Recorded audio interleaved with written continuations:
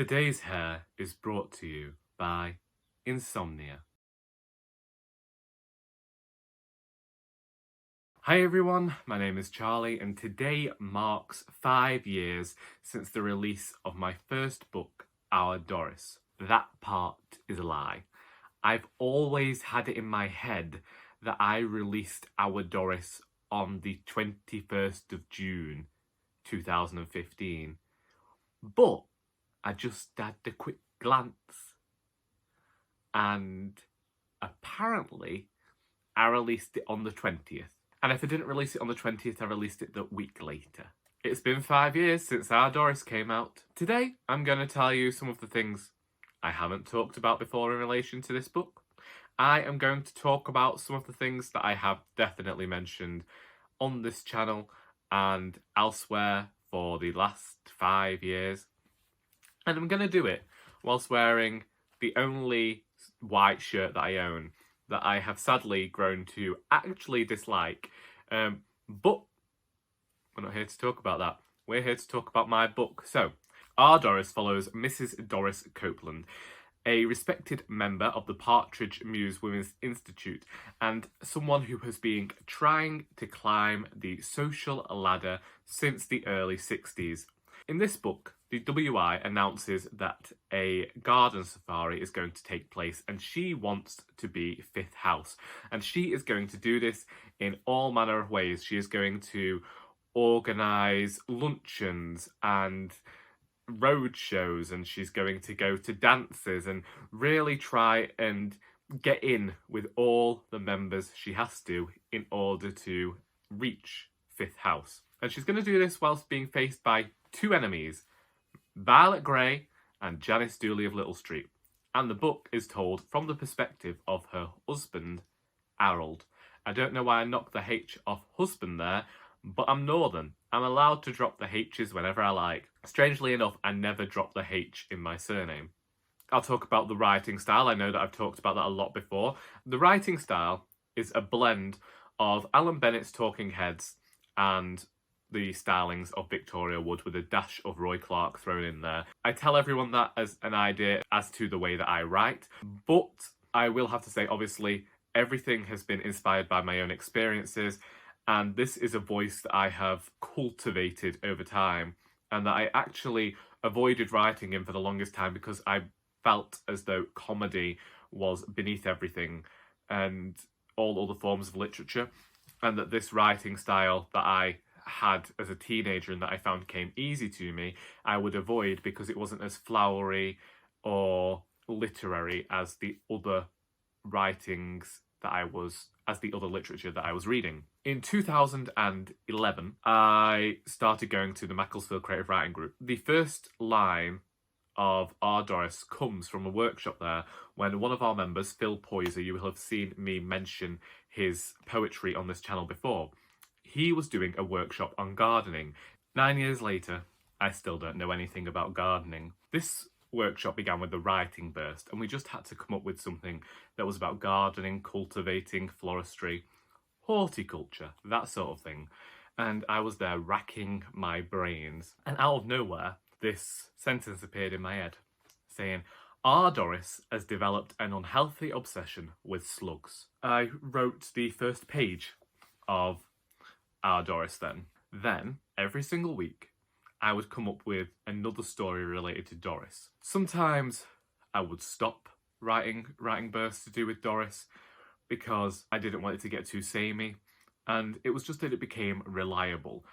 If I couldn't figure out how to do a writing burst based on a certain subject, then I'd be able to get Harold to talk about him and Doris doing something. I'd say maybe a year later, our chairwoman at the time asked me when I was going to put a book together of Our Doris.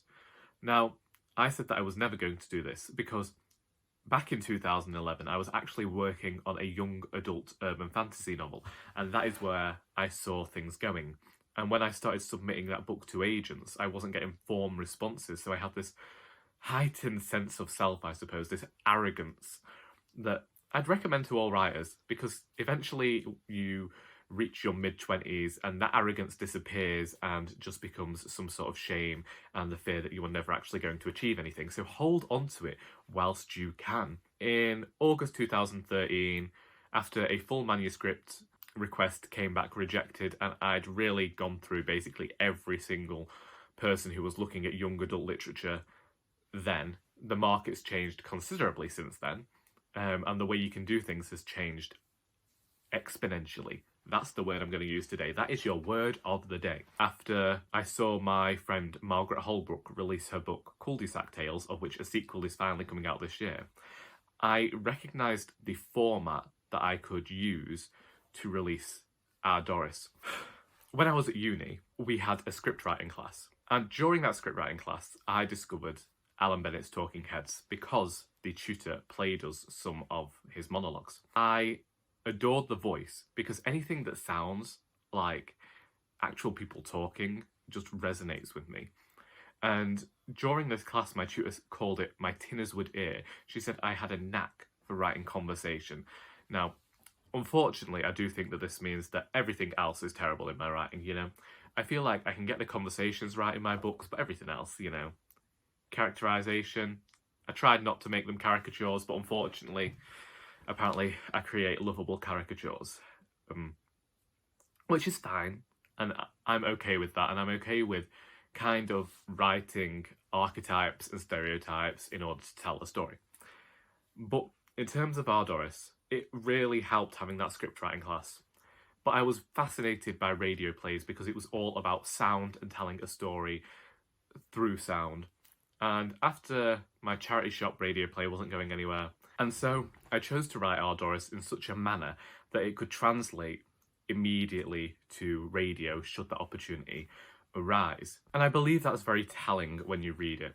So before I wrote Our Doris, I started looking at radio scripts and seeing how many words came to half an hour. I gave myself a cap, a limit of 5,000 words per story. 5 years later, thinking that I have now grown as a writer, looking at how I am writing the final Doris book, I have noticed some changes over time. Indeed, these began immediately with Indisputably Doris, in which I allowed it to go up to 7,000 words per monologue. I focused on trying to make each story work for the whole of the plot. I had that much material before writing Our Doris. I really liked, and so I wanted to include it here. And so what I want to do is I want to look at each monologue and say a few bits about it. I originally made the decision to publish Our Doris myself in 2013. However, I felt that there was still some stigma towards independently releasing your own work. And that's one of the reasons I called it monologues as opposed to a novel, so I could automatically defend myself by saying, I don't think that there's the market for this book, which now I do.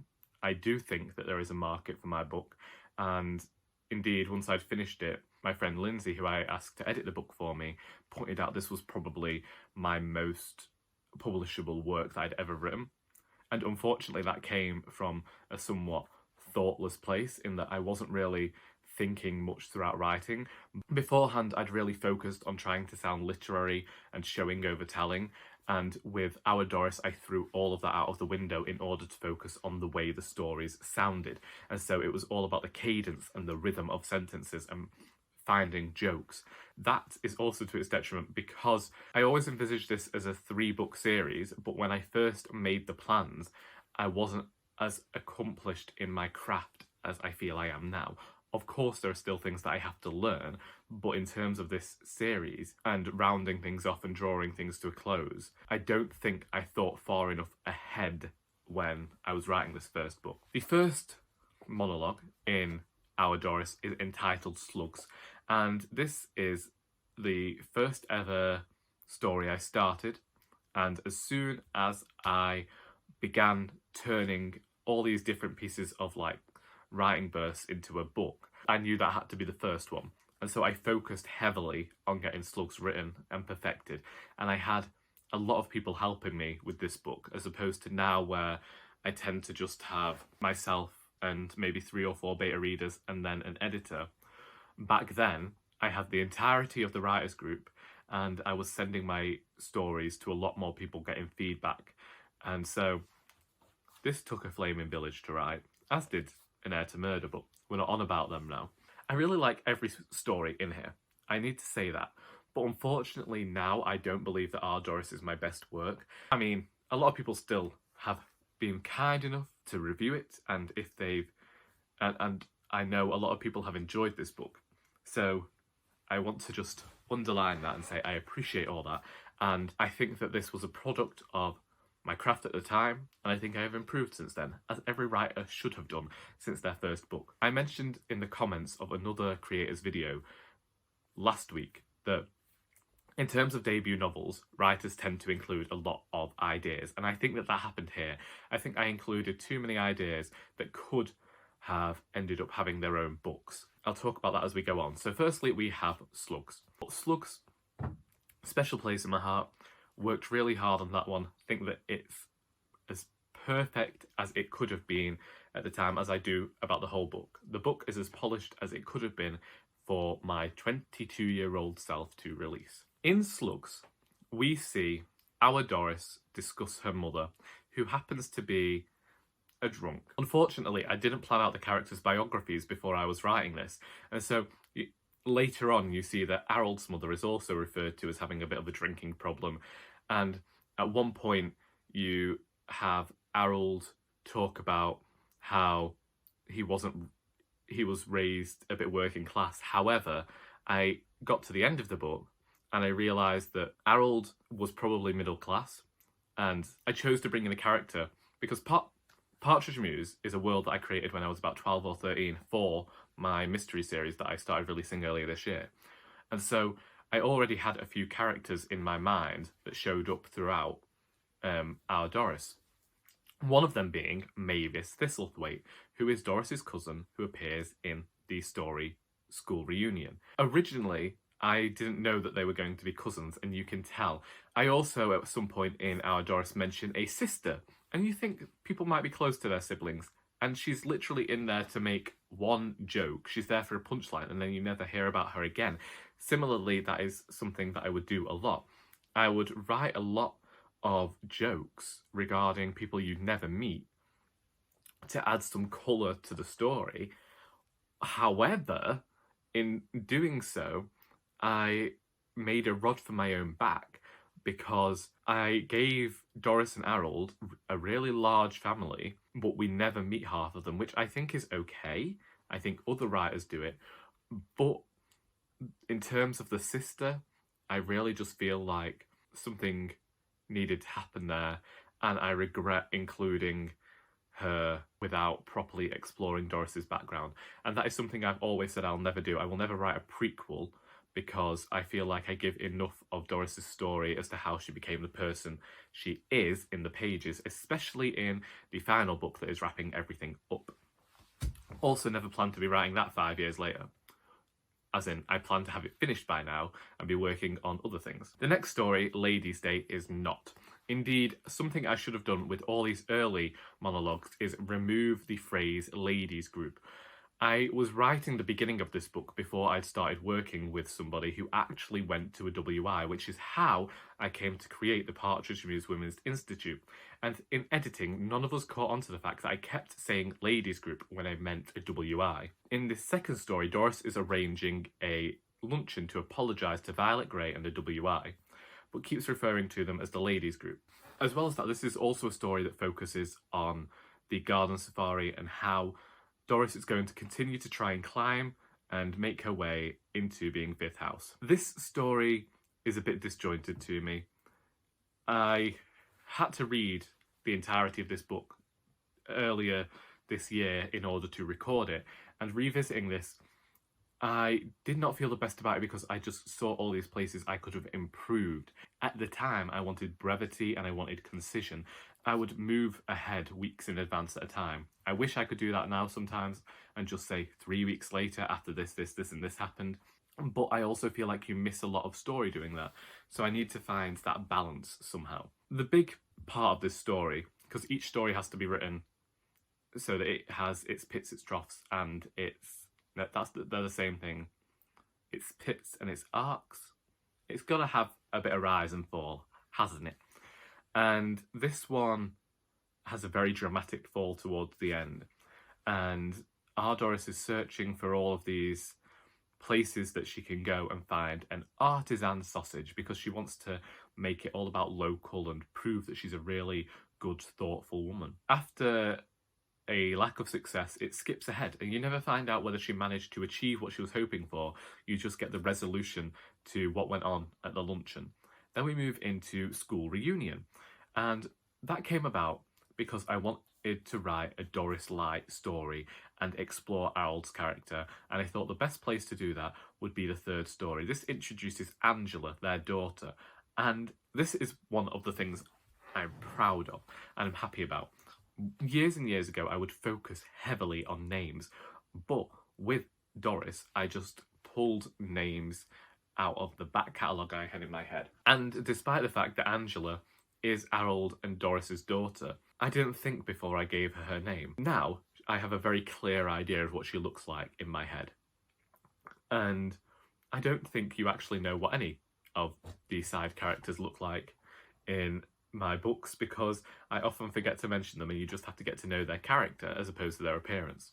This time we got to meet Angela and we got to look at the relationship that Doris has with Harold and that maybe there's some sort of symbiosis there. I do regret writing Doris as violently as I did in the first book, but at the same time I was writing an anti-hero. I wanted her to be a bit of a villain. School reunion showed that maybe Harold also can do things that aren't the best. After this, we move into Teeth, which nowadays is a story that I would probably cut from the collection.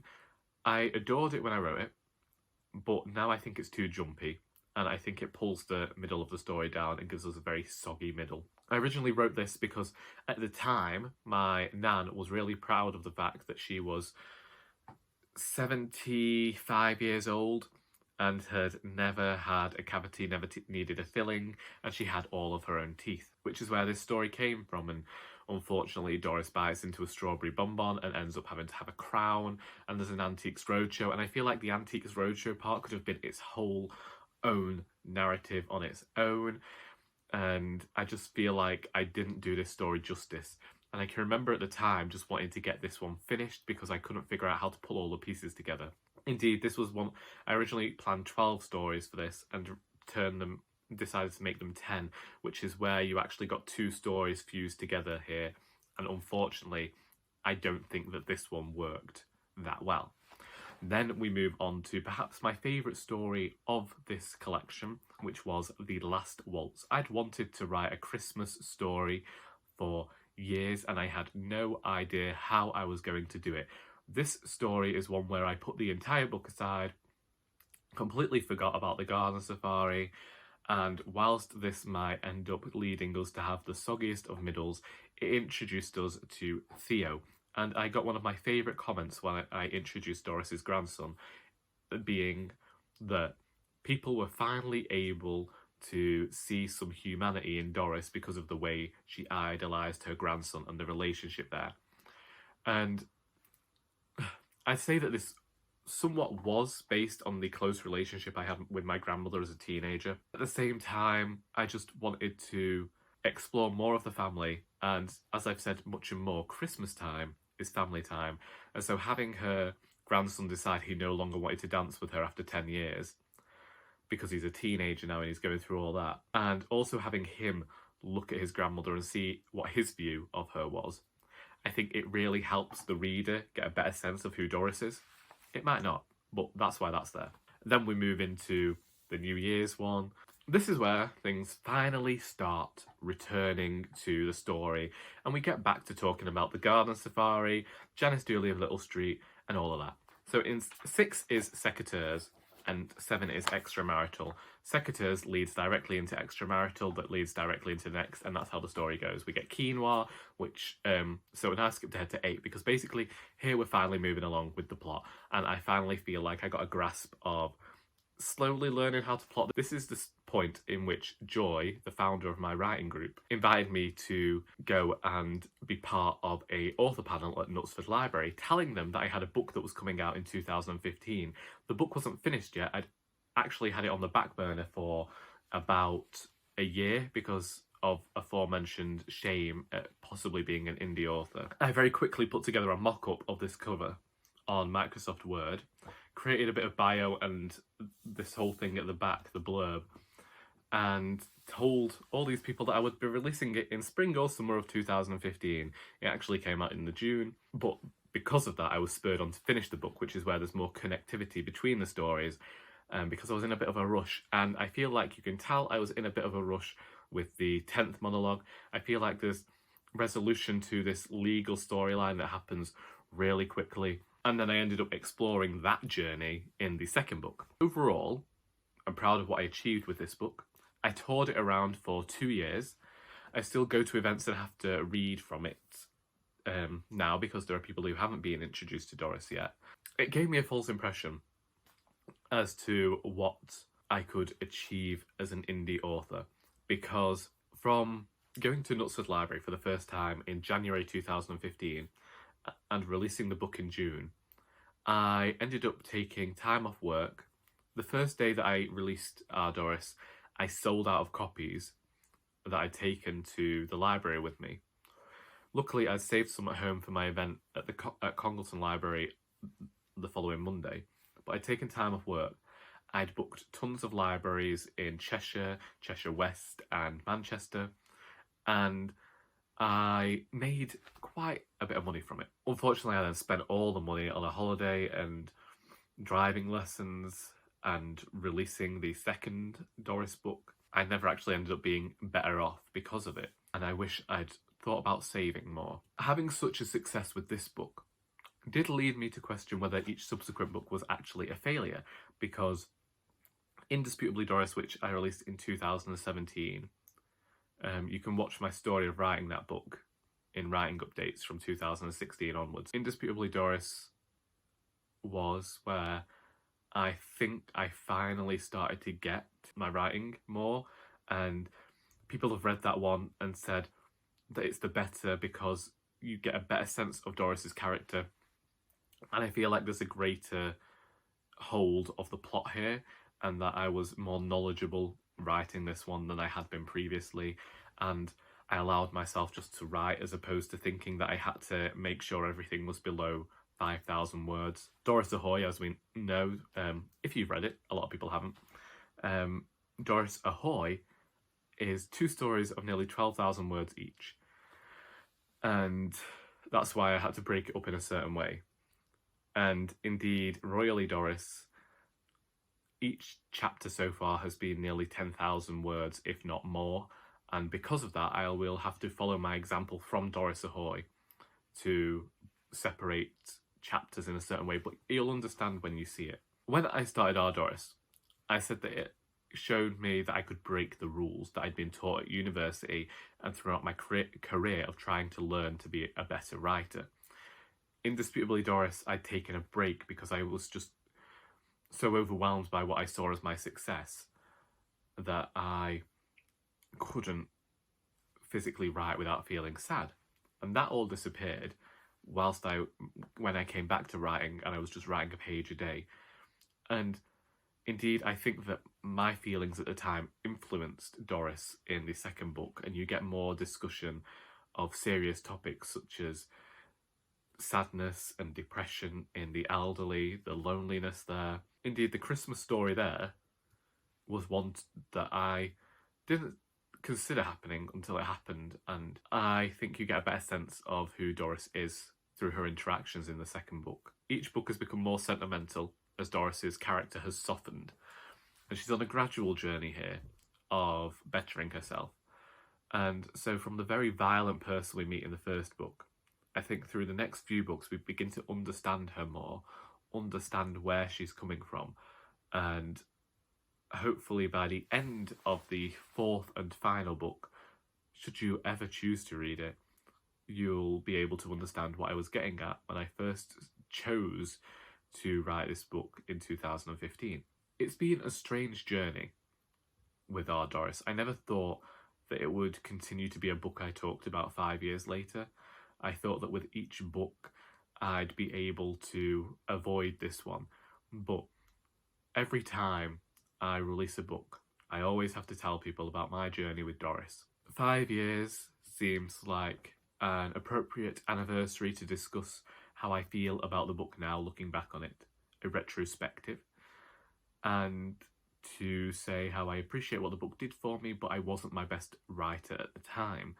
I wanted to express my gratitude towards everyone who found my books through YouTube. When I first started this, I never actually promoted my books because I waited a very long time before telling people that I was actually a writer who had released a book. I waited a very long time before I started linking it in the description of every single one of my videos because I didn't want people to think that I'd started here to promote my books.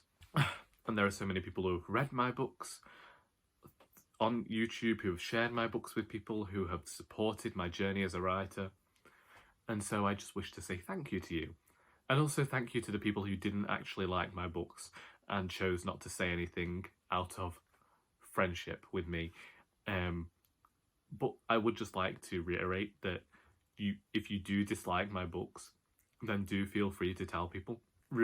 I got a negative review once from somebody who had read the second book before the first book, and they told people to skip Our Doris because in the first book she wasn't the character that they loved in the second. And I adore that review because I always wanted to write these books that they could be read separately. And also, at the same time, it showed me that the character had actually changed. And characters are supposed to change over time. That's the whole point of having sequels, to show the character growth. And so I was thrilled. And luckily, she still likes the second book, so she can keep rereading that one. But yeah, that's me. If you've read Our Doris and if you've read Our Doris and you have any questions, then please feel free to ask them in the comments below. I did consider doing a giveaway, but I can't figure out how to do that. And also, basically, the postage situation is still a bit tenuous. However, books can be purchased through Amazon, and books can be purchased from my website. If you buy them from my website, which is linked in the description, then it might help me out with rent this month. Just saying. It has been a wonderful 5 years. I'm somewhat sad that I don't have the arrogance that I did as a 22-year-old writer, and I didn't expect my opportunities to dry up as fast as they did. But Our Doris showed me that I can have faith in my own abilities as a writer, and I am a bit grateful for that as well. So I hope you got something out of this video besides sheer boredom. And until next time, that is all.